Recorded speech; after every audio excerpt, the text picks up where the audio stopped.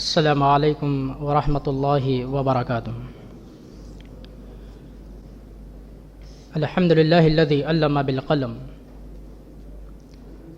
علم الانسان ما لم يعلم والصلاة والسلام على رسوله محمد المبعوث إلى كافة الناس من العرب والعجم وعلى أمته التي هي خير الأمم أما بعد فأعوذ بالله السميع العليم من الشيطان الرجيم بسم الله الرحمن الرحيم وتوبوا إلى الله جميعا أيها المؤمنون لعلكم تفلحون۔ میں سب سے پہلے اللہ سبحانہ و تعالیٰ کا شکر و احسان بجا لاتا ہوں کہ اللہ سبحانہ و تعالیٰ نے ہمیں رمضان جیسا مبارک مہینہ ہماری زندگی میں نصیب فرمایا، اور اس مبارک مہینے کی جو رحمتیں اور برکتیں ہیں، جو سعادتیں ہیں، ان تمام چیزوں کو حاصل کرنے کا ہمیں موقع فراہم فرمایا۔ اللہ سبحانہ و تعالیٰ نے جو ہمیں یہ مہینہ عطا کیا، اب جن لوگوں نے اس مہینے کو غنیمت جان کر، اس مہینے میں جن لوگوں نے اللہ کی عبادت کی، اس کا حق ادا کیا، جن لوگوں نے توبہ و استغفار کیا، جن لوگوں نے اس مہینے میں اپنے گناہوں کی بخشش کروا لی، تو واقعی وہ لوگ بہت ہی قابل تعریف ہیں اور اللہ سبحانہ و تعالیٰ کے پاس انعامات کے مستحق ہیں۔ لیکن جن لوگوں نے اس مہینے کی ناقدری کی ہے، جن لوگوں نے اس مہینے کو تو پایا لیکن کوئی توبہ و استغفار نہیں، کوئی معافی نہیں، کوئی بھی اللہ کی بارگاہ میں ہاتھ اٹھا کر دو آنسوؤں کو نہیں بہایا، تو پھر ایسے آدمی کے لیے اللہ سبحانہ و تعالیٰ کے پاس سخت سے سخت سزائیں ہیں۔ آج اس مبارک محفل میں جس موضوع کو لے کر آپ کے پیش نظر بیٹھا ہوا ہوں، وہ موضوع ہے توبہ و استغفار کی اہمیت اور اس کی فضیلت۔ اس موضوع کو سن کر کچھ لوگوں کے ذہن میں یہ بات آئی ہوئی ہوگی کہ یہ موضوع، یہ ٹاپک تو پرانا ہے، مولوی صاحب کیا توبہ کے بارے میں بتائیں گے، کیا اس کی اہمیت بتائیں گے، کیا اس کی فضیلت بتائیں گے؟ ہم لوگ تو سن کر تھک چکے ہیں، ہمیں کوئی نیا ٹاپک چاہیے، ہمیں کوئی نیا موضوع چاہیے۔ آج ہمارے معاشرے اور سوسائٹی کی یہ حالت ہے کہ نئے نئے ٹاپکوں کے چکر میں اخلاص ہمارے اندر سے ختم ہو چکا ہے، نئے نئے ٹاپکوں کے چکر میں ریاکاری ہمارے اندر داخل ہو چکی ہے۔ آج بولنے والا اور سننے والا بس نئے ٹاپکوں کو بولتا ہے، نئے ٹاپک کو سنتا ہے، لیکن نہ عمل ہے، نہ کوئی توبہ کا دروازہ کھٹکھٹاتا ہے، تو پھر ایسے ٹاپکوں کے بولنے کا کیا فائدہ اور سننے کا کیا فائدہ؟ آج بولنے والا بھی رسمن بول رہا ہے اور سننے والا بھی رسمن سن رہا ہے۔ اللہ کی قسم، جب تک ہمارا بولنا اور سننا اللہ کے لیے نہ ہو، جب تک ہمارا بولنا اور سننا دین کی تعلیمات کو حاصل کرنے کے لیے نہ ہو، جب تک ہمارا بولنا اور سننا دینی تعلیمات پر عمل کرنے کے لیے نہ ہو، تو ہمارا بولنا بھی بیکار ہے، ہمارا سننا بھی بیکار ہے۔ تو آئیے، توبہ جو اہم چیز ہے، اب تک اگر اس مہینے کو پا کر بھی کچھ لوگوں نے اللہ کے سامنے رو کر اپنی معافی کو نہیں کروایا ہے، تو ایک یا دو دن جو باقی رہ چکے ہیں، اس موقع کو بھی اگر ہم غنیمت سمجھ کر اللہ کے دروازے کو اگر کھٹکھٹاتے ہیں، اللہ سے توبہ و استغفار کرتے ہیں، تو اللہ کی رحمت اتنی کشادہ ہے کہ اللہ آج بھی ہمیں معاف کرنے پر قادر ہے۔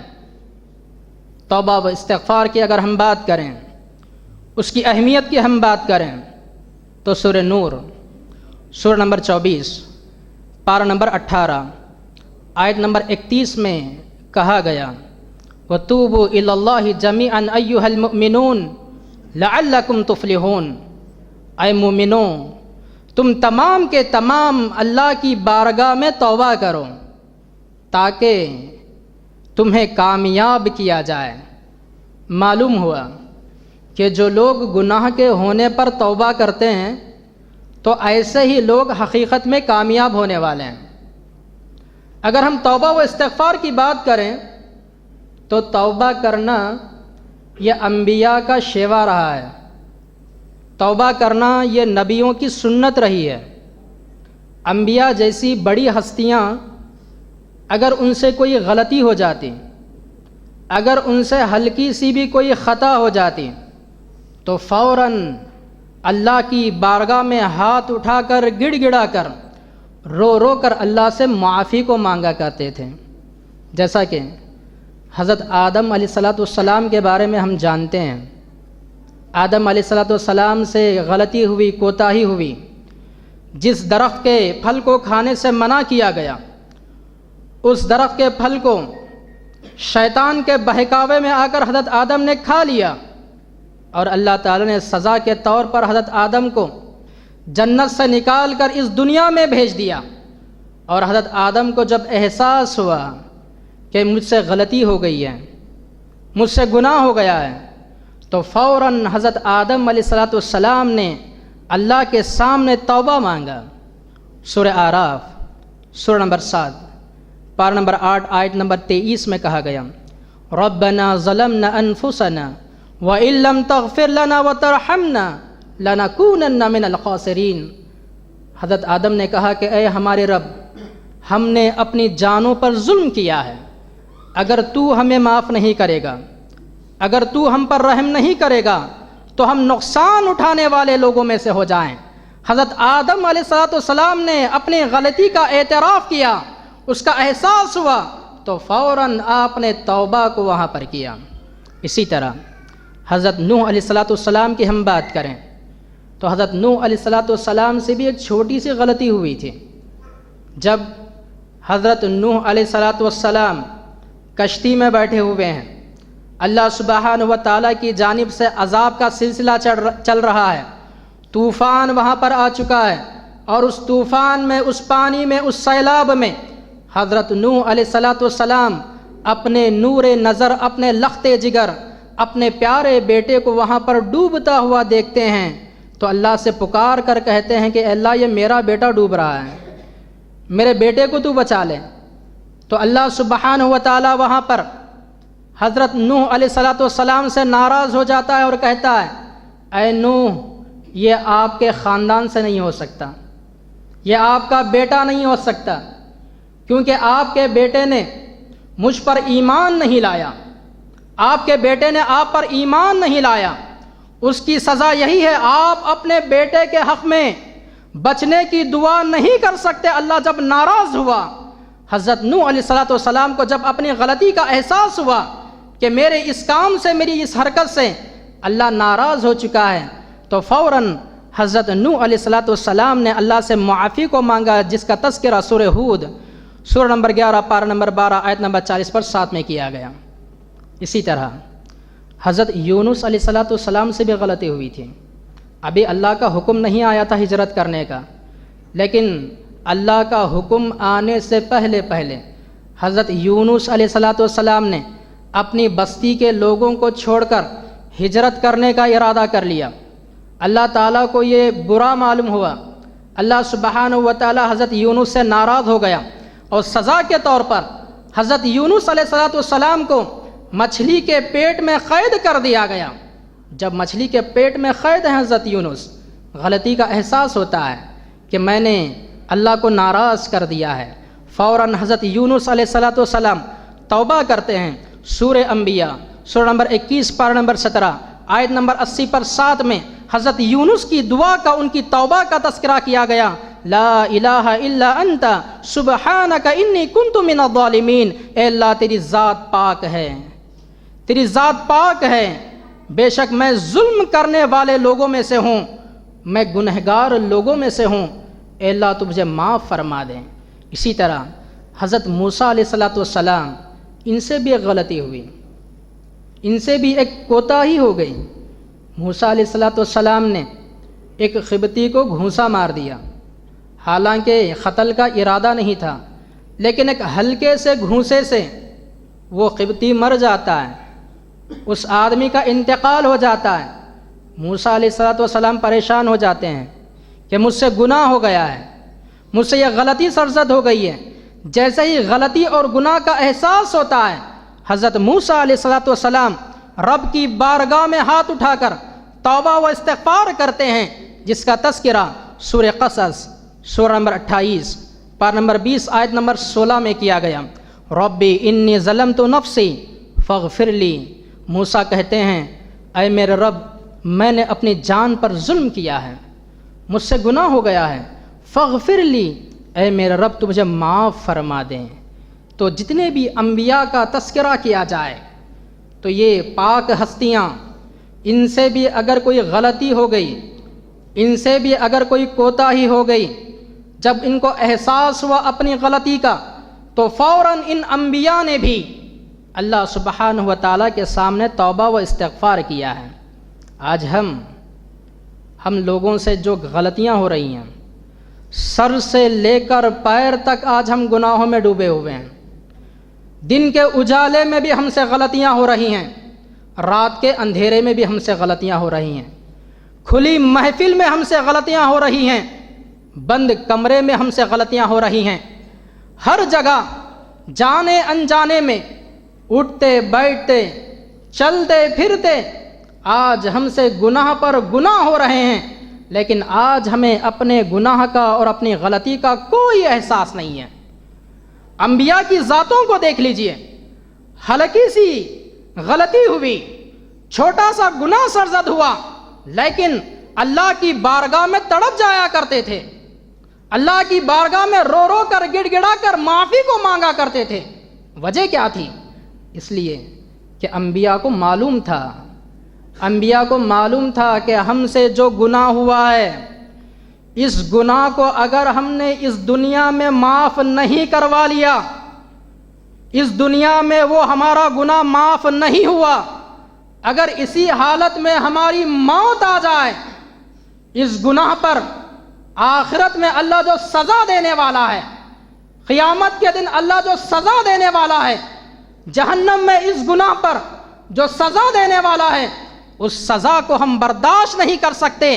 انبیاء کو معلوم تھا، اس لیے انبیاء تڑپ تڑپ کر اپنے گناہ کے ہونے پر اللہ سے معافی کو مانگا کرتے تھے۔ لیکن آج ہمارے اندر کوئی احساس نہیں ہے، آج بس گناہوں میں ہم ڈوبے ہوئے ہیں۔ ایسی ایسی حرکتیں ہم سے سرزد ہوتی ہیں، اللہ کی پناہ۔ آج شیطان نے چاروں جانب سے اپنے جال کو بچھا دیا ہے، نہ چاہتے ہوئے بھی ہم گناہ کر بیٹھ رہے ہیں۔ آج جو انٹرنیٹ کا زمانہ ہے، آج جو کمپیوٹر اور موبائل کا زمانہ ہے، آج اس زمانے میں جو ہم سے گناہ ہو رہے ہیں، یہ گناہ واقعی بہت بڑے گناہ ہیں۔ آج ایک موبائل کو اپنے ہاتھ میں لے کر ایک نوجوان جس ویڈیو کو دیکھتا ہے، ایک نوجوان جس گانے کو سنتا ہے، جس میوزک کو اپنے کانوں سے ٹکراتا ہے، یہ تمام چیزیں ایسی گناہ کی چیزیں ہیں کہ شیطان نے انسان کو پھنسا دیا ہے۔ اور یاد رکھ لیجئے، آج یہ جو گناہ پر گناہ ہم سے ہو رہے ہیں، یہ جو موبائل کا گناہ، انٹرنیٹ کا گناہ ہم مول رہے ہیں، قرآن مجید میں کئی جگہ اللہ سبحانہ و تعالیٰ نے فرمایا ہے کہ جب قیامت کا دن قائم ہوگا تو انسان کی زبان پر لاک ڈال دیا جائے گا، اور پھر انسان کے جسم کے جتنے بھی اعضاء ہیں، جتنے بھی پارٹس ہیں، یہ اعضاء اللہ سبحانہ و تعالیٰ کے بارے میں گواہی دیں گے۔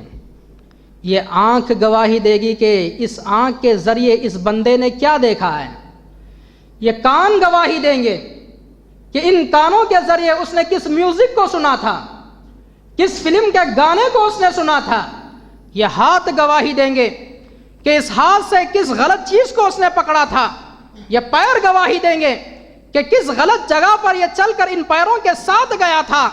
آج ہم اپنے موبائل کی اسکرین پر اپنی ان انگلیوں سے جو ویڈیوز کو دیکھنے کے لیے کلک کرتے ہیں، ان انگلی کے پوروں کے بارے میں کہا گیا کہ یہ انگلی کے پور بھی اللہ کے پاس کل قیامت کے دن گواہی دینے والے ہیں۔ رات کی تنہائی میں بیٹھ کر، بند کمرے میں بیٹھ کر، جس موبائل پر، اس کی اسکرین پر ہم جس ویڈیو کو دیکھنے کے لیے اس انگلی سے کلک کرتے تھے، یہ انگلی اللہ کی بارگاہ میں گواہی دینے والی ہے کہ اللہ یہ تیرا فلاں بندہ ان برائیوں کا ارتکاب کیا کرتا تھا۔ اتنے سارے گناہوں کے ہونے کے باوجود آج ہمیں اپنی غلطی کا کوئی احساس نہیں ہے، آج توبہ کا ہمیں کوئی احساس نہیں ہے، اللہ سے معافی مانگنے کا آج ہمیں کوئی احساس نہیں ہے۔ اللہ سے معافی مانگنا چاہیے، اور اللہ سے جو لوگ معافی مانگتے ہیں، جو لوگ توبہ و استغفار کرتے ہیں، ایسے لوگوں کی بڑی فضیلتیں قرآن اور حدیث میں بیان کی گئی ہیں۔ آئیے ان فضیلتوں کو بھی ذرا دیکھتے ہوئے چلتے ہیں۔ جو لوگ گناہ کے ہونے پر فوراً اللہ کے سامنے معافی کو مانگ لیتے ہیں، تو ان کے لیے ایک انعام یہ ہے، ان کی فضیلت ایک یہ ہے کہ توبہ کرنے والے لوگوں کو اللہ تعالیٰ بہت زیادہ پسند کرتا ہے، ایسے لوگوں سے اللہ تعالیٰ بہت زیادہ خوش ہوتا ہے۔ اس کی دلیل سورہ بقرہ سورہ نمبر 2 پارہ نمبر 2 آیت نمبر 222 میں کہا گیا، ان اللہ یحب التوابین و یحب المتطہرین۔ اللہ سبحانہ و تعالیٰ نے فرمایا کہ بے شک اللہ سبحانہ و تعالیٰ توبہ کرنے والے لوگوں کو اور پاک و صاف رہنے والے لوگوں کو بہت زیادہ پسند کرتا ہے۔ اب جس آدمی کو اللہ تعالیٰ پسند کر لے، جس آدمی سے اللہ تعالیٰ محبت کرنا شروع کر دے، جس آدمی کو اللہ تعالیٰ چاہنا شروع کر دے، اس آدمی کو دنیا کی کوئی چیز نقصان نہیں پہنچا سکتی۔ یہ توبہ کرنے کا فائدہ ہے۔ اسی طرح توبہ کرنے کے فوائد میں سے ایک فائدہ یہ بھی ہے کہ جو لوگ گناہ کے ہونے پر توبہ کرتے ہیں تو اللہ سبحانہ و تعالیٰ ان کے گناہوں کو معاف کر دیتا ہے، اور جتنے بھی ان کے گناہ تھے ان تمام گناہوں کو نیکیوں میں بدل دیتا ہے۔ بہت بڑی چیز ہے، تمام گناہوں کو توبہ کرنے پر اللہ سبحانہ و تعالیٰ نیکیوں سے بدل دیتا ہے۔ اس کی دلیل سورہ فرقان سورہ نمبر 25 پارہ نمبر 19 آیت نمبر 70 میں اللہ نے کہا، إِلَّا مَن تَابَ وَآمَنَ وَعَمِلَ صَالِحًا فَأُولَٰئِكَ يُبَدِّلُ اللَّهُ سَيِّئَاتِهِمْ حَسَنَاتٍ وَكَانَ اللَّهُ غَفُورًا رَحِيمًا۔ اللہ سبحانہ و تعالیٰ نے فرمایا کہ جو لوگ توبہ کرتے ہیں اور جو لوگ نیک عمل کرتے ہیں تو ایسے ہی لوگوں کی برائیوں کو اللہ تعالیٰ نیکیوں سے بدل دیتا ہے، ان کے گناہوں کو اللہ تعالیٰ نیکیوں سے بدل دیتا ہے۔ اسی طرح جو لوگ توبہ کرتے ہیں، گناہ کے ہونے پر اپنے گناہوں پر شرمندہ ہوتے ہیں، اللہ سے فوراً معافی کو مانگ لیتے ہیں، تو اللہ سبحانہ و تعالیٰ ایسے لوگوں پر رحمت کی بارش نازل کرتا ہے، ایسے لوگوں کے مال میں اللہ تعالیٰ برکت عطا کرتا ہے، ایسے لوگوں کی اولاد میں اللہ تعالیٰ برکت عطا کرتا ہے، اور ایسے لوگوں کو اللہ سبحانہ و تعالیٰ جنت میں وہاں کی نعمتوں سے نوازنے والا ہے، جیسا کہ سورہ نوح سورہ نمبر 70 پر 1 پارہ نمبر 32 آیت نمبر 10، 11 اور 12 میں کہا گیا، فَقُلْتُ اسْتَغْفِرُوا رَبَّكُمْ إِنَّهُ كَانَ غَفَّارًا يُرْسِلِ السَّمَاءَ عَلَيْكُمْ مِدْرَارًا وَيُمْدِدْكُمْ بِأَمْوَالٍ وَبَنِينَ وَيَجْعَلْ لَكُمْ جَنَّاتٍ وَيَجْعَلْ لَكُمْ أَنْهَارًا۔ حضرت نوح کی زبانی اللہ سبحانہ و تعالیٰ نے فرمایا کہ اے لوگوں، تم توبہ و استغفار کرو، گناہ کے ہونے پر اللہ کو یاد کر کے اپنے معافی کو مانگ لو۔ اگر تم توبہ کرو گے تو اللہ سبحانہ و تعالیٰ تم پر رحمت کی بارش نازل کرے گا، موسلا دار بارش نازل کرے گا۔ وَيُمْدِدُكُمْ بِأَمْوَالٍ وَبَنِينَ، اور اللہ سبحانہ و تعالیٰ تمہارے مال میں اضافہ کرے گا، تمہاری اولاد میں اضافہ کرے گا۔ آج کتنے لوگوں کی یہ شکایت ہے کہ ہمارے مال میں برکت نہیں، ہمارے مال میں برکت نہیں، ہمارے بزنس میں لاس ہو رہا ہے، ہم کماتے ہیں لیکن پیسہ کدھر جا رہا ہمیں پتہ نہیں چل رہا ہے۔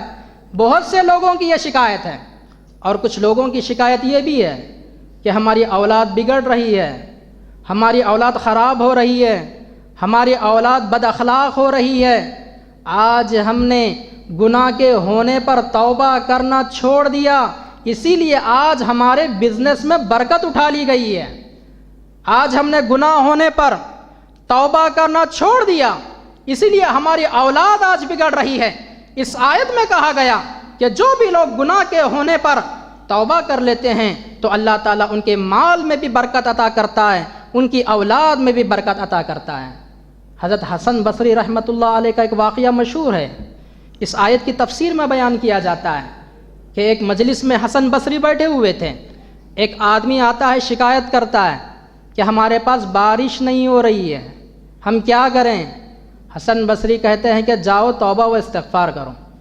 پھر اسی محفل میں، اسی مجلس میں دوسرا آدمی آتا ہے اور وہ آ کر حسن بصری سے شکایت کرتا ہے کہ میرے مال میں برکت نہیں ہے، میں کیا کروں؟ حسن بصری کہتے ہیں کہ جاؤ توبہ و استغفار کرو۔ پھر اسی محفل میں، اسی مجلس میں تیسرا آدمی آتا ہے اور کہتا ہے کہ مجھے اولاد نہیں ہے، تو حسن بصری کہتے ہیں کہ جاؤ توبہ و استغفار کرو۔ تینوں چلے جاتے ہیں۔ حسن بصری کے جو اصحاب تھے، جو دوست تھے، حسن بصری سے پوچھتے ہیں کہ تین لوگ آپ کی خدمت میں آئے اور تینوں کی شکایتیں الگ الگ تھیں۔ ایک کہہ رہا تھا کہ بارش نہیں ہے، ایک کہہ رہا تھا کہ مال میں برکت نہیں ہے، ایک کہہ رہا تھا کہ اولاد نہیں ہے، لیکن آپ نے ان تینوں کو ایک ہی کام بتایا، تینوں کا آپ نے ایک ہی عمل بتایا۔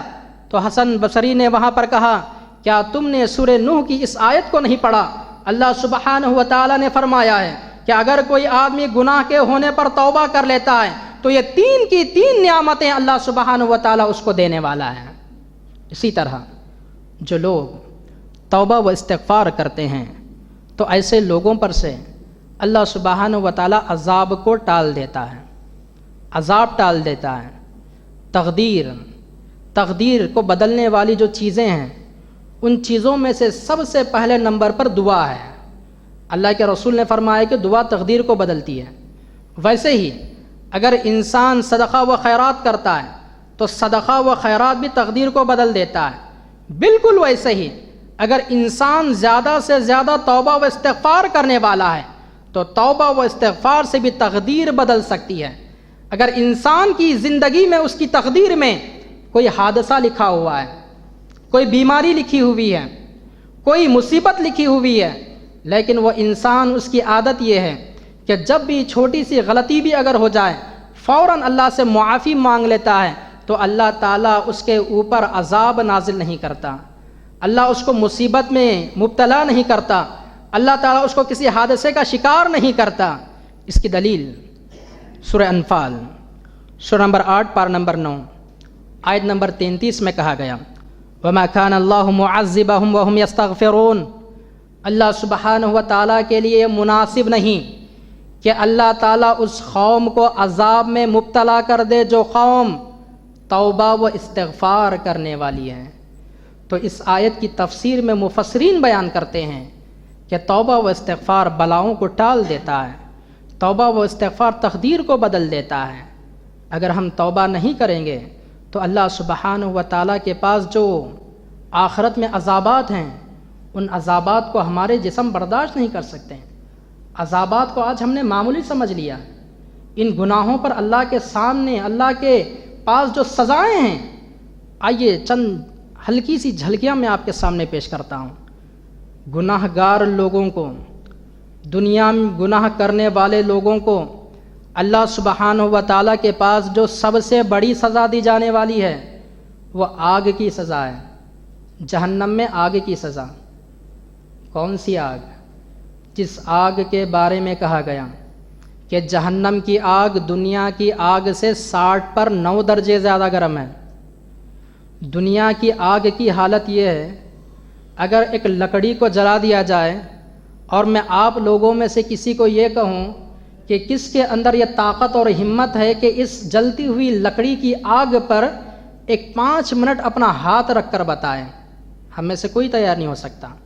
لکڑی کی آگ تو دور کی بات، 1 روپے والی موم بتی، ہلکی سی آگ، چھوٹی سی آگ، 1 روپے والے موم بتی کی آگ پر ہم 5 منٹ ہاتھ رکھنا برداشت نہیں کر سکتے، تو جس آگ کے بارے میں کہا گیا کہ وہ آگ دنیا کی آگ سے 60 پر 9 درجے زیادہ گرم ہے.